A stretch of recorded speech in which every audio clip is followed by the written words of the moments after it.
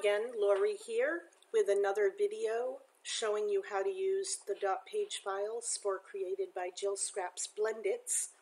And this is video 2 in the series. I'm using the Layered Template 5 and also Created by Jill Scraps Keep It Simple bundle. You can see that over in this live text box, I've added that in so that I can easily credit. I wanted you to see basically where we left off before on video 1.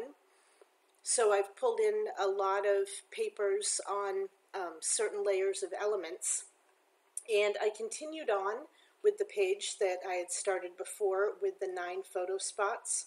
So let me just show that to you as it comes up. And this will be a 2-page layout once I'm done with it, and it's almost complete. So here are the photos. I matted them. I pulled in just a few embellishments. I made my title, and I split up a photo spot and made a little journal box there. But this background is exactly where we were before, and when I duplicated the page, this is it that you're looking at, no changes. So you can see over here, this is the last eyeball that I have open.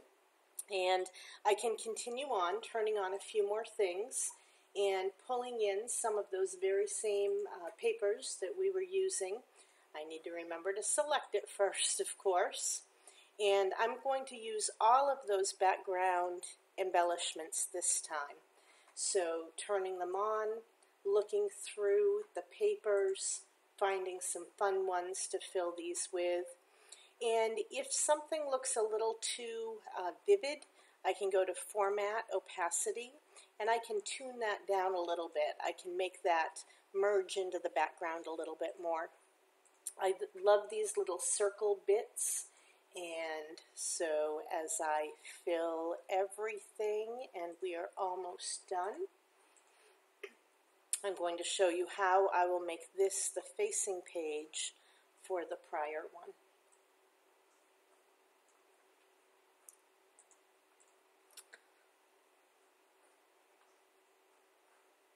So at this point, this is definitely too bright. I'm going to go ahead and change the opacity level of it and blend it in a little bit more. And now I'm up to the shadow. So let me turn back on the shadow layer and the photo layer and the matte layer. So I'm going to take that matte layer and change the color of it so that it matches up with the page a little more perfectly. And now as I go up, I do have a couple of other layers up there. And I apologize, my mouse is suddenly getting a little crazy. So let me add some color to these. And the nice thing about those, they're actually a gesso sort of a look. I never know if I'm pronouncing that the right way. But you could leave those white, and that would also be perfectly fine. I'm just going to shift the color slightly. Let me show you one other thing that is really cool with these.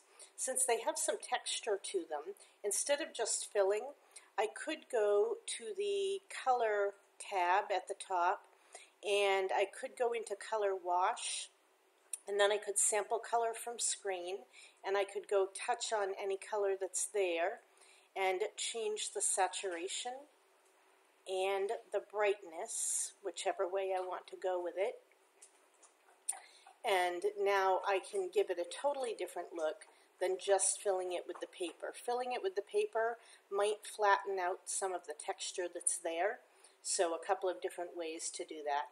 In order to make mine match right now, I'm going to go ahead back to this one. So with this photo that I've already pulled in, I could call that good, but I am going to go back over to the kit, and you'll see that a lot of Jill's kits have some really cool strokes and scatters and different sorts of things that would be so much fun to use. Here's a smear that I could pull in, and I'm going to leave that same color because it fits so well, and I'll just pull it down and put it underneath the shadow behind the photo. So as I keep pulling up the kit, I can work my way through and pull bits and pieces of things over. I know I'm going to use this saying, so I'll just move this onto the page. And there was another fun bit, these scatters, that I wanted to pull on, that I know for sure I'm going to use. And I might put the title up in the corner somewhat. Now I have one more photo that I really want to get onto this layout. It's this photo here, and it's horizontal. So what I'm going to do is take these three pieces, the mat or frame, the photo itself, and the shadow, and I'm going to right mouse copy and right mouse paste. And once those are there, I'm going to group them together. I'm going to flip them horizontally, and then I'm going to turn them a bit to get a nice angulation going on. I'll go ahead and move all of this below the other grouping, including the shadow, and then I can go ahead and ungroup this. Now, when I take that photo and pull it in, it's going to try to go in that vertical manner. So all I have to do is select it, format photos, and then up here, photo in frame, and I can flip it the direction that I want it to go. And now I've got it the right way. I may go ahead and pull this whole photo grouping over, so an easy way to get all of that without having to go back and click the 3 times is to come off the template and click and drag, and now I can just grab it and move it slightly where I want it to be. You can see that all that texture in the background really gives a nice look to this, and so I'd like to have a little bit more of this going on. So when I copy and paste, it goes to the front. I'm going to go ahead and select the one that's in the back also and group, and now it will pull it down to that very same layer, and I'm not even going to touch it again. I'm going to leave it that way. I'll put a little bit of shadow on the title, and then of course I'm going to just take my time filling it in with all the fun different elements.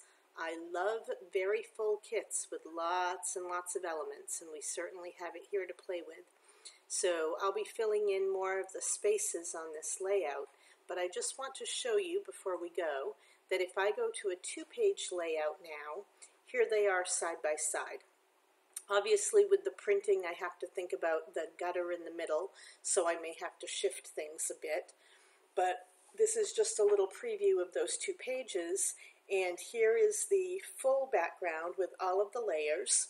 Here's most of the background with just a few of the top layers that I didn't add in, and everything works perfectly. So this is the end of video 2. I hope that helps, and I look forward to seeing what you do with Created by Jill Scraps Blendit templates. Bye-bye.